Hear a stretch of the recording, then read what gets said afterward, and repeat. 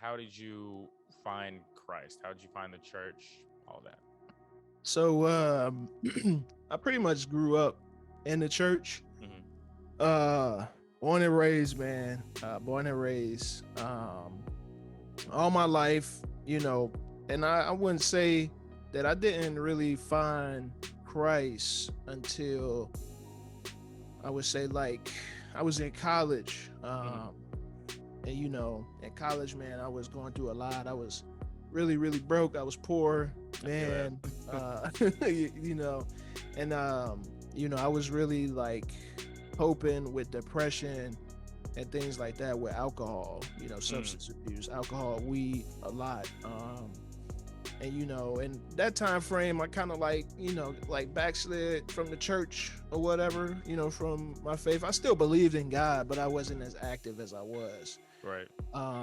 And it wasn't until we had like a event at the church I was going to at the time in Orlando, where we had like a retreat. We just got away, they took us to like this farm or whatever.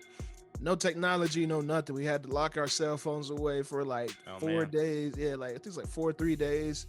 And the first night, man, we watched a clip from the Passion of the Christ, and I had seen the movie before.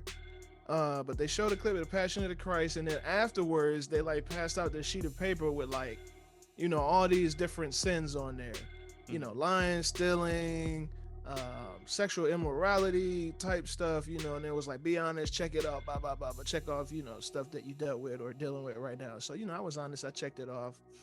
And we had a segment that same night where we like nailed it to the cross, right? Yeah, so went up, nailed it to a cross, and then that was the end of the first night. The second day, we come back after we eat breakfast, they pull the cross out, and they're explaining like, hey, when you're in Christ, there's no condemnation. Old things have passed away, but whole things become new. So they was like, so who wants to come up here, take their their list off and like read it out loud? Oh man. I'm like, so we're everybody, and it's like a room full of guys. These people I know, right? You know what I'm saying? I was like, man, I don't want to expose myself, like, right. Whatever. But I just felt like I'm gonna be the first. For some reason, I'm always the first to do something. So I went up, and I remember specifically where I nailed mine. So I went to that spot, I pulled it down, and the guy was like, open it up. He was like, open up the sheet of paper and like, read it. But before he was like, we're not gonna judge Joe, right? And everybody's like, right. He was like, we still gonna love him no matter what it is. He was like, right. So now I'm getting nervous. I'm like, oh snap.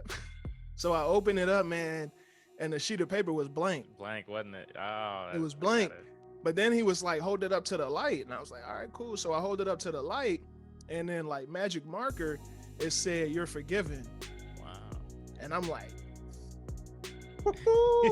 so I go sit down in my seat, and as soon as I sat down, it hit me, and I cried like I never cried before in my life. Like I cried like a baby. And from that day forward, it's like when Jesus became real to me, because like everything that I ever did, you know what I'm saying? Like man will hold it against you, but that day it came real that Jesus wouldn't hold it, against me, and that I'm forgiven no matter what I felt was dirty or unforgivable. He forgave me, and yeah, man, that's when Jesus became real. And then other stuff too along the way, like his supernatural provision, while I was in college, like, going to church, not telling people that I was starving, and coming to church and like people was like, yo, I went grocery shopping. Right. God told me to buy some extra, so here you go. And I'm like, what? Okay. Like, things like that. So I've seen God move in my life in like crazy ways. And yeah, so that's how it moved from this being my parents' Christianity to it being mine. So, yeah. See, I love that, because you're probably the third person I think that's ever been like me, because I was born in the church as well. And I always feel like it's interesting talking to people like us, because it's never like I was born into it and found Christ when I was born, and it's just stuck with me. Like it's always a part where it's like I was going to church because my parents would bring me to church. I had no choice. I was 5. You know what I'm saying? Like I'm coloring. I'm wondering when lunchtime is. Then you get to an age where you're like, it's typically, I feel like college is a good example, or whenever you're not being forced to go. Exactly. Is when you go through something, when you're just living actual life, is when you're like, oh, I found Christ for myself, instead of like, yeah, everything is just perfect because I was born into it. So I appreciate you sharing that. And that blank sheet of paper thing, that's dope. That's I'm about to steal that. That joint hit me. I was like, "Oh God, what?" Super dope. So how did you?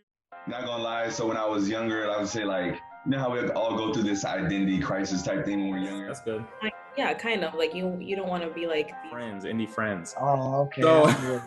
So do wonders like AI anomalies. I know that, right? Saga, who was rap on the same beats. You're definitely more lyrical. So like you're not. I actually knew a guy in Miami that he was going to the same church. And I tweeted like last week that someday I'm gonna have a song with him. I don't know how it's gonna happen, but it's gonna happen.